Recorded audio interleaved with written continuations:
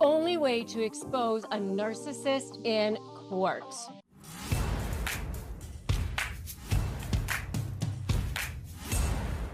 Okay, so you are going to court with a narcissist and you're thinking, I can't win, or they always seem to win, or they always get their way, or everybody seems to be duped by them, or the court system is unfair. I know, I've heard all of the things. Believe me, I know, because I've been around the court system for a long time. I've practiced law for a long time. I've been around the system for a long time. I've been in trials many, many times, hearings many, many times.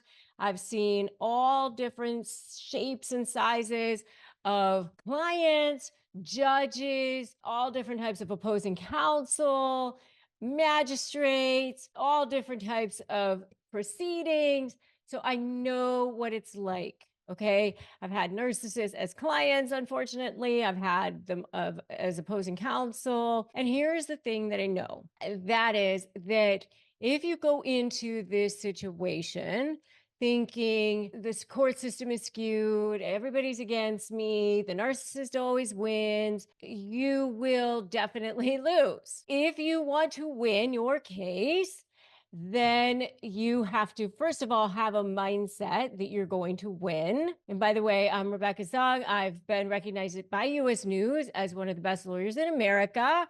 And I've won a lot of other awards too. And if you're new here, welcome. I'm glad that you're here. I've also written a best-selling book, Slay the Bully, How to Negotiate with a Narcissist and Win.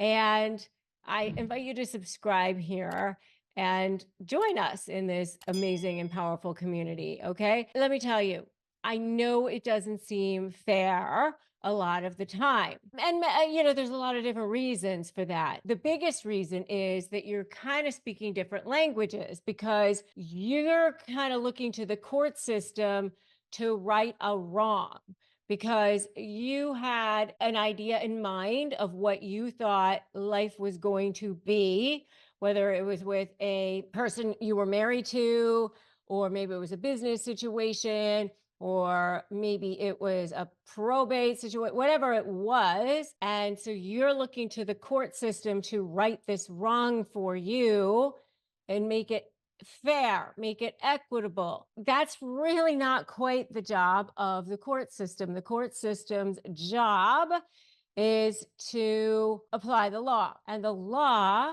it's like agnostic. For example, if it's a divorce situation, the law might say something like split the assets, make sure the kids get to see their parents, so that there's some kind of a plan in place that's in the best interest of the children or child. And in most states, that might be 50-50 nowadays. Let's make sure that the parents have some kind of decision-making authority around big time decisions like medical or education. And let's make sure that the parents pay for things for the kids, like extracurricular activities or something to that effect. It's not like, let's make sure that we make Susie whole for the promises that Johnny might have made to her 20 years ago. Now Johnny she found out that Johnny's an asshole.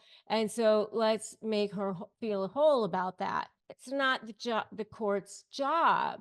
And so there's kind of like a disconnect about that, because there's like this emotional aspect of things, right? You also have kind of like this other agenda going on here, because the judge who presides over the court system, they have their own thing going on, which is most of the time they're overworked, underpaid.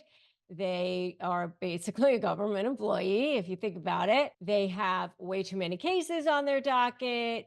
They are evaluated, if you think about it, okay? They are evaluated. They are evaluated in terms of if they get appealed, are those appeals successful?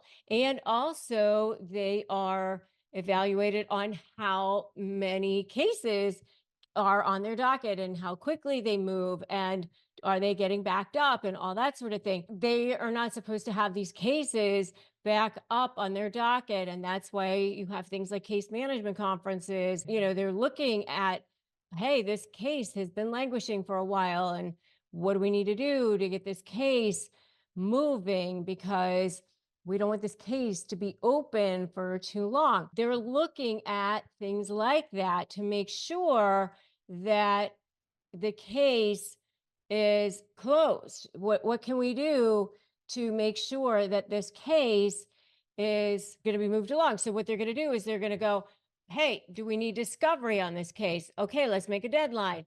Hey, do we need to set depositions on this case? All right, let's make a deadline. So they're going to make sure of that. So all that the judge cares about is that. They're not going to go, how can we help Susie with her plight about the fact that she got ripped off from the life that she was promised by Johnny? They don't care about that.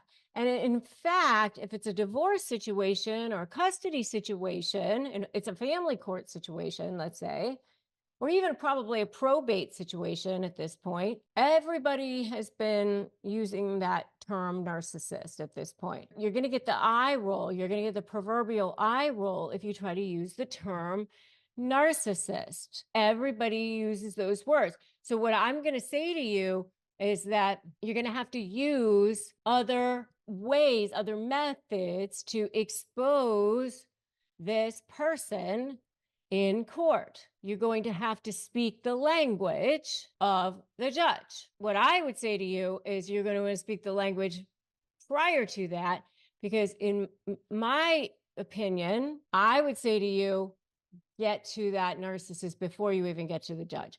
So in my SLAY method, which is what I teach in my courses and my certification, which is to help you so you can save money, save time, save headache, so that you can actually get what you want from these people. What you do is you actually get to them before you do that. You create leverage. But the best way you're going to do this is you want to get to them by getting them where it's going to hurt. All right. So you want to create leverage such that you are threatening a source of supply that's more important for them to keep than the supply that they get from manipulating you. So what is that? That is diamond level supply. So diamond level supply is their reputation. It's what is more important to them than anything, how they look to the world, right? So what's their diamond level supply?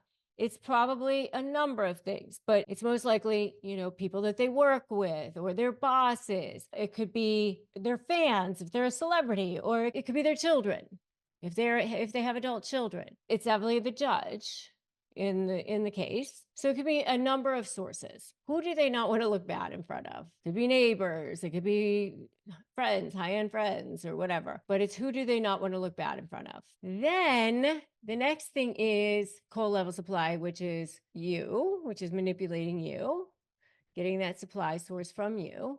And then the next thing you want to do is take all of that and put it in terms that the judge, the court, is going to care about. What do they care about?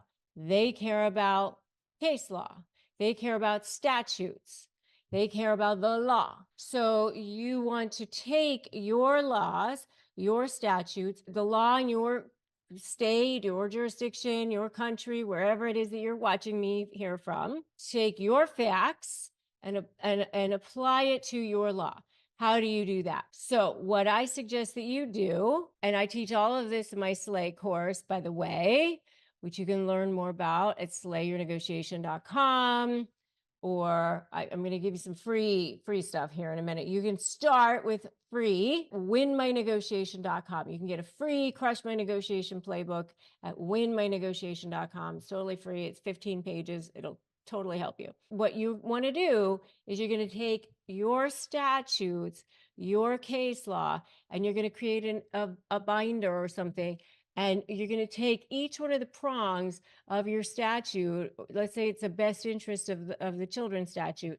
Each one of those, that statute has maybe 10 different factors, 17 different factors, whatever it is. And let's say one of them is which parent is more likely to foster a close and continuing relationship with the other parent. Let's say there's a text message that says, oh, mommy is a terrible parent or daddy is whatever. Then you take that text and you put that in that section of the binder. And now you are building your case. Now you can have summaries. Now you can have summaries of lies, summaries of inconsistency, whatever. And now you are starting to put it in terms of that statute, put it in terms of that law. And so now you're going to start speaking the language that the judge will understand. Understand? Get it? You get it? I want you to put I get it in the comments below. So you want to understand the mindset of that judge. It can be a huge game changer when you are dealing with that narcissist. Okay. Documentation is key. I've had entire coaches who've done my entire program, who've actually created their own apps, all kinds of really cool stuff because they have won. I had one of my coaches say he came up with his own phrase, which is it's their word against your documentation, right? So when you understand how to do this, it's gold. You can't lose. It wins every single time. I've helped literally thousands of people all over the world in over 100 countries. It works. You take your patterns, you take your summaries, and it becomes all kinds of magical things for you. And it becomes so influential, and you don't even know what ends up coming from it. So in my program, I show you how to do it. I give you timelines, I give you templates, all kinds of really cool stuff. But start with the free. Start with winmynegotiation.com and you'll get super far with it.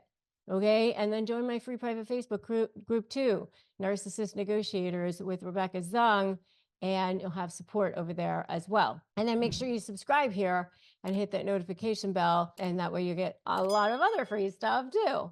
Like I say here, I'm here giving you all kinds of cool videos every single day as well. So, and make sure you like it and make sure you share it because so many people need to hear this. It's really, really helpful for people. And the other thing I really want you to watch is my interview with Judge Lynn Toller. So good. She was the judge in divorce court for many, many years. And that interview was just so fire. So it's called Beating Narcissists in Court. So watch my interview with her next.